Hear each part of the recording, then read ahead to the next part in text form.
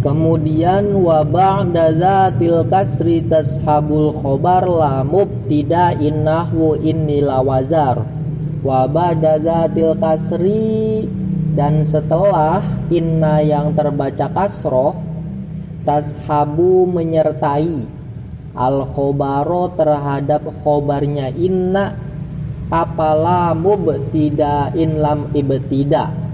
Nahwu contoh inni lawazar, maknanya ini sesungguhnya aku itu lawazarun, niscaya orang yang pantas dimintai pertolongan atau tempat pengungsian atau tempat mengadu. Nah, setelah membahas tentang hamzanya inna ya, bisa wajib dibaca kasroh, kemudian wajib dibaca fathah, dan boleh dibaca fathah dan dibaca kasroh gitu.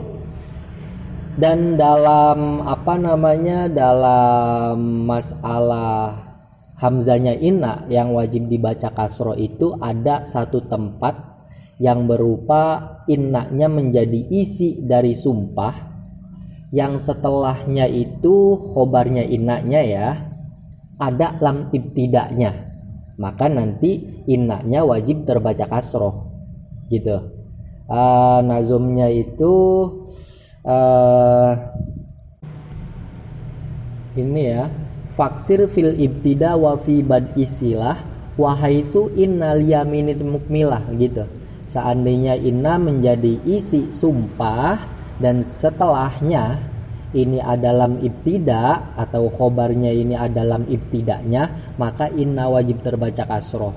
Diawali dari hal tersebut, kemudian Syekh Ibnu Malik memperjelas teorinya bahwa kalau seandainya inna yang hamzanya terbaca kasroh ya, khobarnya itu bisa disertakan dengan lam ibtida. Lam ibtida itu apa? Lam yang menguatkan terhadap kalam, lam yang mengukuhkan terhadap kandungan sebuah ucapan, itu lam ibtida ya. Kalau seandainya inna hamzanya terbaca kasroh, maka khobar dari inna ini boleh kita pasang lam ibtida gitu. Kalau seandainya selain inna, semisal anna gitu ya, yang hamzanya terbaca fathah, atau saudari-saudarinya inna yang lain, lakinna, la'alla, maka khobarnya tidak boleh dipasang lam ibtida. Ini hanya inna saja yang khobarnya boleh dipasang lam ibtida. Seperti contoh inni lawazarun, ini itu inna dan ya mutakalimnya menjadi isimnya inna, kemudian wazarun adalah khobarnya inna, dan sebelum lafaz wazarun ada lam, itu namanya adalah lam ibtida begitu. Kemudian walayali zillama maqadanufiya wala minal af'ali makarodia. Walayali, dan tidak menyandingi zillama terhadap lam ibtida ini apama lafaz qad nufiya yang sungguh dinafikan apama, walama, dan tidak lafaz karodia yang seperti lafaz rodia minal af'ali dari macam-macam fiil. Nah ini Nazom ini menjelaskan syarat dari khobarnya inna apabila pengen dipasang lam ibtida.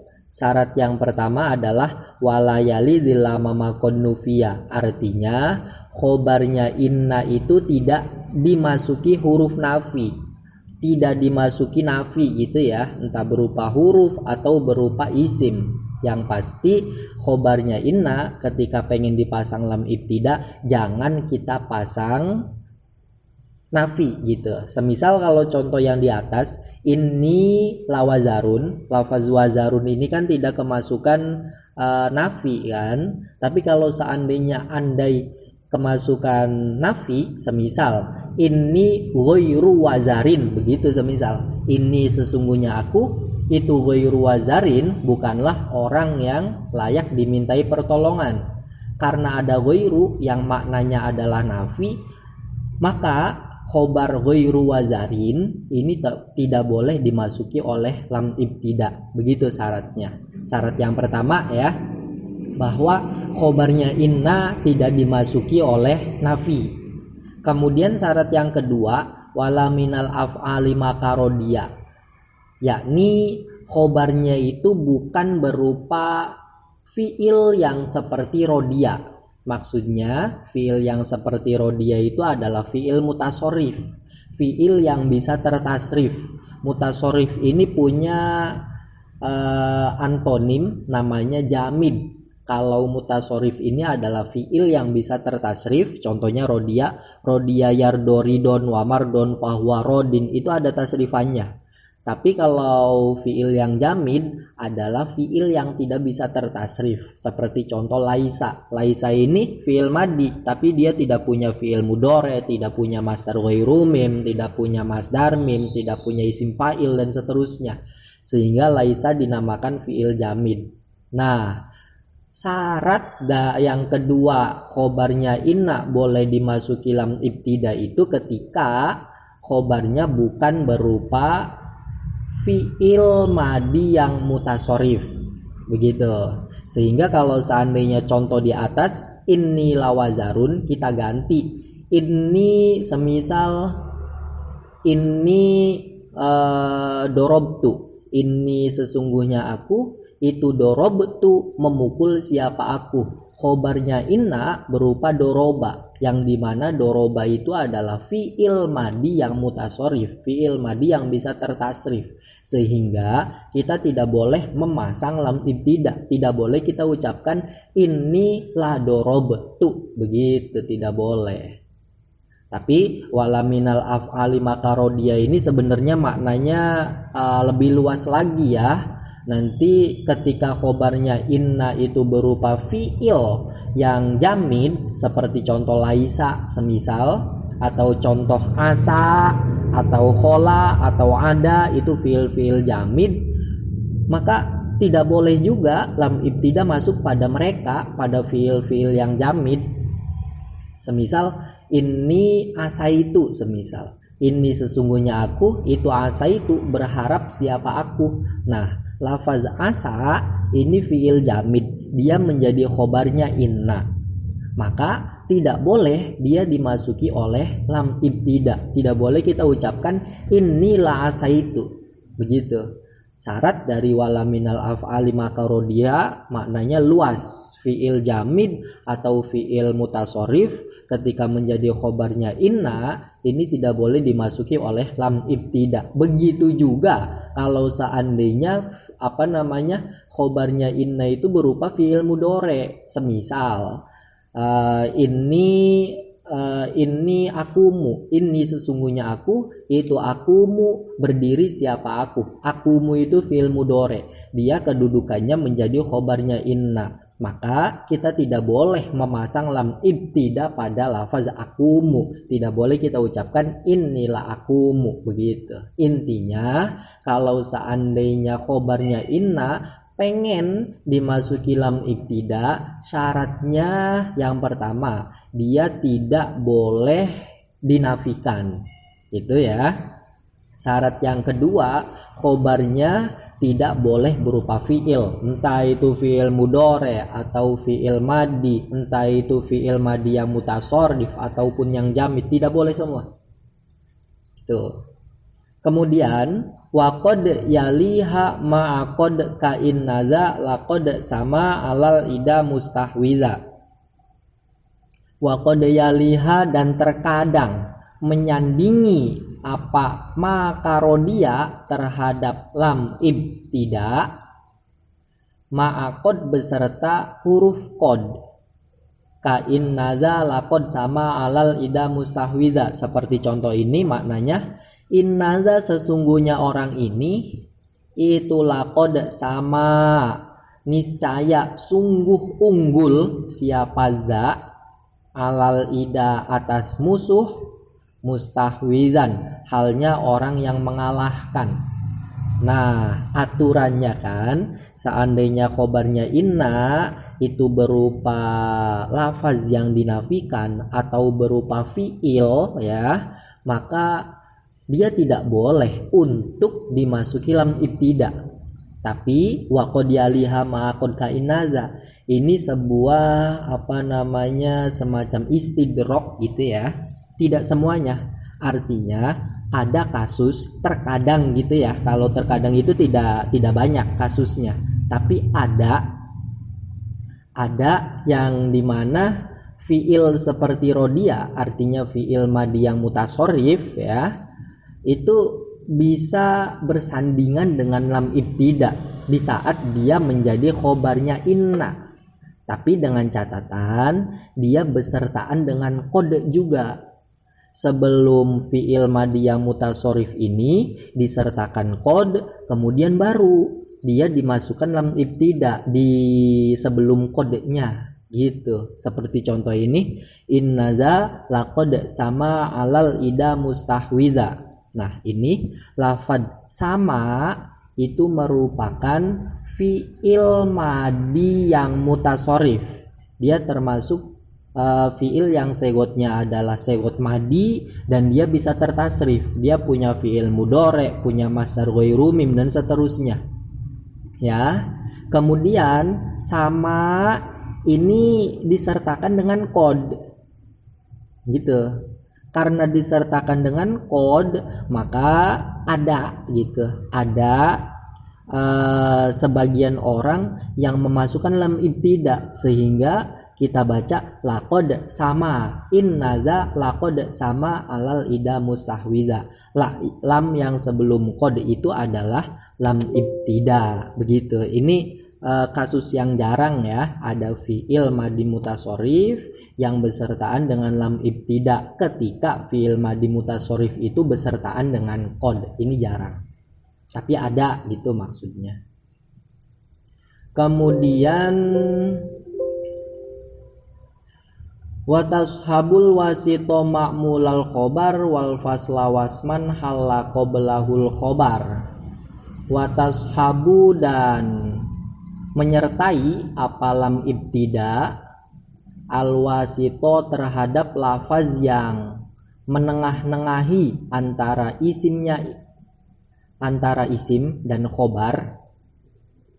Ma'mulal khobari yakni ma'mulnya khobar, wal fasla dan domir fasl, wasman dan isimnya inna, halla yang berposisi qoblahu sebelum isman al khobaru khobar. Nah, ini beberapa tempat yang legal dimasuki oleh lam ibtida. Ada 3 ya. Yang pertama adalah al wasito ma'mulal khobari. Maksudnya adalah makmulnya khobar berada di tengah-tengah antara isimnya inna dan khobarnya inna gitu. Seperti yang kemarin, ada istilah makmul, ada istilah amil. Makmul itu adalah lafaz yang i'robnya dipengaruhi oleh lafaz lain, itu makmul namanya.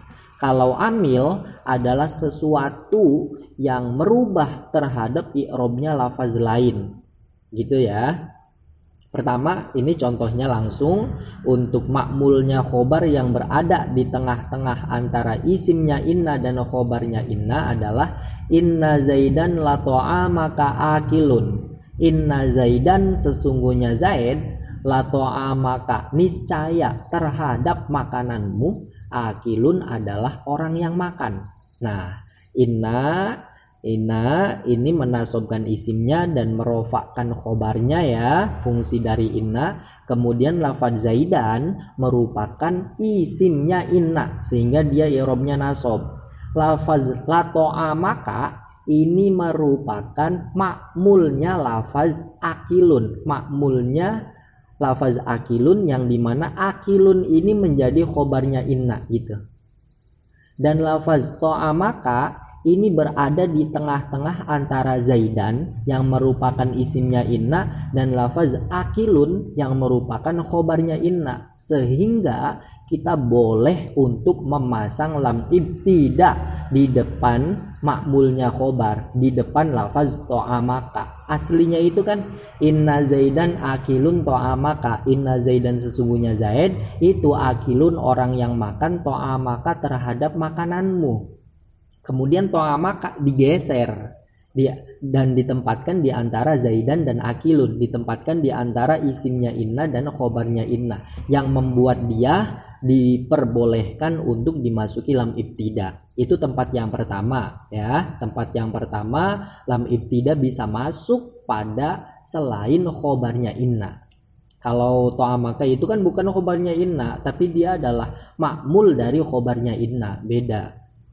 Yang kedua itu wal fasla, berada dalam domir fasal. Domir yang tugasnya ini untuk memisah antara dua lafaz yang saling berkaitan, seperti mubtada dan khobar dipisah oleh domir ya, maka domirnya namanya adalah domir fasal. Contoh inna hadza lahuwal qasasul haqqu. Inna hadza sesungguhnya ini, lahuwa niscaya, hadza al-qasasu adalah cerita, al-haqqu yang benar. Inna itu fungsinya menasobkan isim dan merofakan khobarnya. Hadza ini merupakan isimnya inna. Kemudian al-qasasu ini adalah khobarnya inna.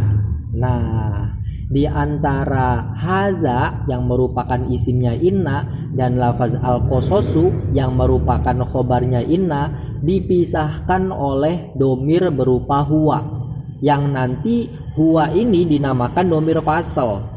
Karena dia domir fasal, dia layak untuk dimasuki lam ibtida, sehingga diucapkan inna hadza lahuwal qasasul haq, begitu. Kemudian yang terakhir wasman halla qoblahul khobar, itu maksudnya adalah tempat dari isimnya inna didahului oleh khobarnya inna. Artinya ini menyalahi aturan ya, seperti yang di awal disampaikan, waro'idhat tartiba illa fil ladzi kalaita fiha au huna ghairul badhi. Syarat dari inna adalah isimnya harus berada di depan khobarnya. Maksudnya harus isimnya dulu baru khobarnya inna. Tidak boleh nanti khobarnya inna dulu baru isimnya inna, itu tidak boleh. Kecuali jika khobarnya inna berupa zorof atau jar majrur, maka boleh khobar mendahului isimnya inna. Seperti dalam contoh ini, wa innalaka la ajron ghairu mamnun, wa innalaka dan sesungguhnya itu milikmu, la ajron niscaya ada pahala gitu. Sehingga laka ini kedudukannya adalah menjadi khobarnya inna, dan ajron ini kedudukannya adalah menjadi isimnya inna. Dan khobarnya inna berupa laka ini menempati posisi isimnya inna.